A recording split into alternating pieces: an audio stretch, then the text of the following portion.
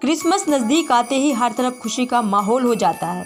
वहीं बच्चों को सांता क्लॉज का इंतज़ार रहता है। बच्चे सोचते हैं कि कोई सांता क्लॉज आएगा और उनकी विश पूरी करेगा या फिर उन्हें जुराब में रखा हुआ कोई गिफ्ट जरूर मिलेगा। सांता क्लॉज की कल्पना के बिना क्रिसमस का त्यौहार मानो अधूरा लगता है।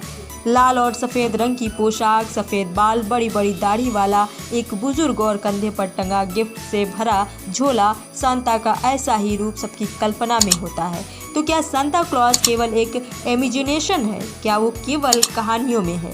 क्रिसमस के अवसर पर ऐसा चलन भी है कि घर परिवार या समाज का कोई व्यक्ति भी सांता के विश में बच्चों के बीच आकर गिफ्ट वगैरह बांटता है। लेकिन इसकी शुरुआत कैसे हुई? क्या सांता क्लॉज सच में थे?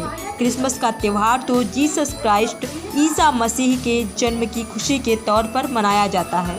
फिर वे सांता क्लॉज को याद करने का चलन कहाँ से आया?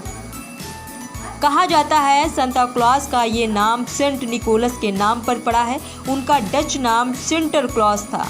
क्रिश्चियंस में संत निकोलस को जीसस क्राइस्ट और मदर मैरी के बाद बड़ा स्थान है। फिनलैंड की लोक कथाओं के मुताबिक जीसस के गुजरने के करीब 270-280 वर्ष बाद संत निकोलस दुनिया में आए। रोवानियमी गांव में उनका जन्म हुआ था। बचपन में ही उनके माता पिता गुजर गए। वे गरीबी और मुफलिसी के बीच पले बढ़े। संत निकोलस का मन हमेशा जीसस क्राइस्ट में ही रमा रहता था। बड़े होकर पहले वे पादी बने और फिर बिशप बन गए। यीशु की भक्ति करने के अलावा उन्हें बच्चों से बेहद प्रेम था। बच्चों को तोहफे देने उन्हें काफ़ी पसंद था। तोहफे देते समय उनकी यही कोशिश रहती थी कि उन्हें कोई पहचान ना सके, इसलिए वे रात के अंधेरे में तोहफे देने निकलते थे।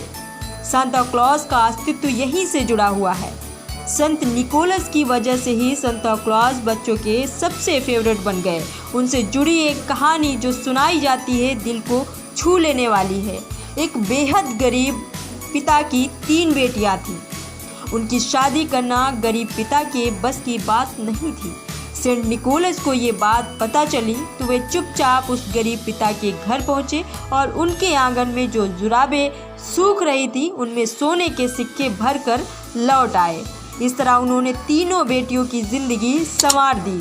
इसी वजह से क्रिसमस ट्री में जुराब टांगने का चलन है ताकि सांता आए और उनमें तोहफे डाल जाए। दोस्तों, मेरी कहानी पसंद आई हो तो चैनल को लाइक, शेयर एंड सब्सक्राइब करें।